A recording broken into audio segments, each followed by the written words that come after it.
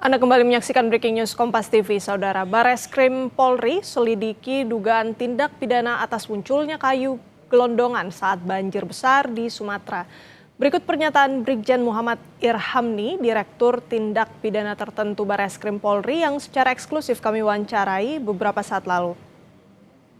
Kami ditugaskan oleh pimpinan untuk melakukan investigasi ataupun proses penyelidikan dan penyidikan terkait keberadaan kayu-kayu yang besar yang hanyut pada saat banjir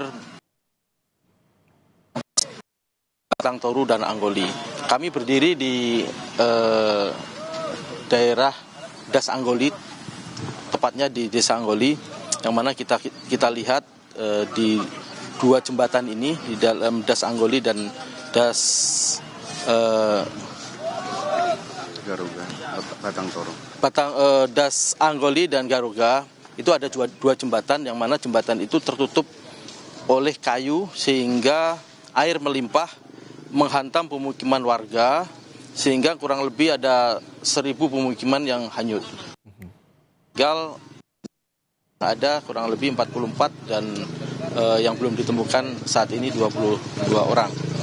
Untuk tugas yang kami laksanakan, kami melaksanakan kegiatan olah TKP di dua jembatan ini, yang mana di Das Anggoli dan Garuga.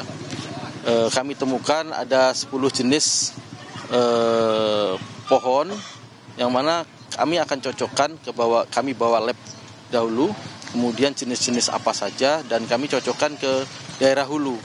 Di wilayah hulu mana ataupun bukaan-bukaan yang ada di daerah hulu ini kami cocokkan kayu-kayu yang hanyut di dua jembatan ini, yang tersangkut di dua jembatan ini tentunya.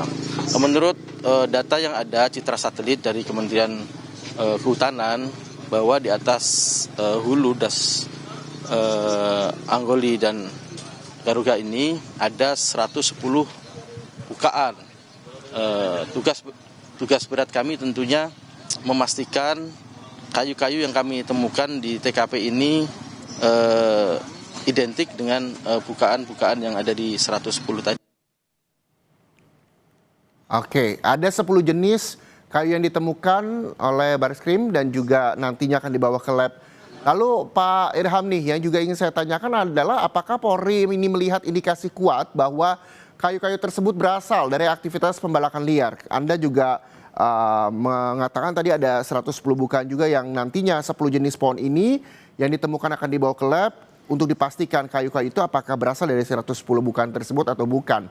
Apakah memang ada indikasinya Pak terkait dengan kayu-kayu atau pohon ini berasal dari aktivitas pembalakan liar? Kami sedang memastikan bahwa bukaan itu apakah berizin atau tidak.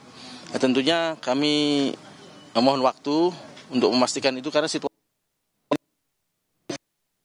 kami baru selesaikan 6 kilo ke atas, sampai 8 kilo ke atas kita temukan 4 bukaan, masih 100 yang di atas. Itu Mas, izin. Oke, lalu bagaimana dengan komunikasi yang dilakukan oleh Kementerian Lingkungan Hidup dan juga Kementerian Kehutanan soal siapa-siapa saja yang memang terlibat seperti korporasi ataupun perorangan yang juga masih diselidiki hingga kini Pak? Erat kaitannya dengan alat bukti, setelah ditemukan peristiwa pidana dan sepanjang Das Garuga sama Anggoli tersebut, mereka yang bertanggung jawab tentunya. Tapi tidak mudah untuk membuktikan itu, praduga tidak bersalah tentunya. Tadi kami sampaikan Kementerian Lembaga. Tadi kami sampaikan Kementerian Lembaga, Kementerian Kehutanan, Lingkungan Hidup, kemudian rekan-rekan dari Polda, masyarakat, kemudian rekan-rekan NGO juga sini banyak membantu memberikan informasi kepada kami. Demikian, Mas Reza.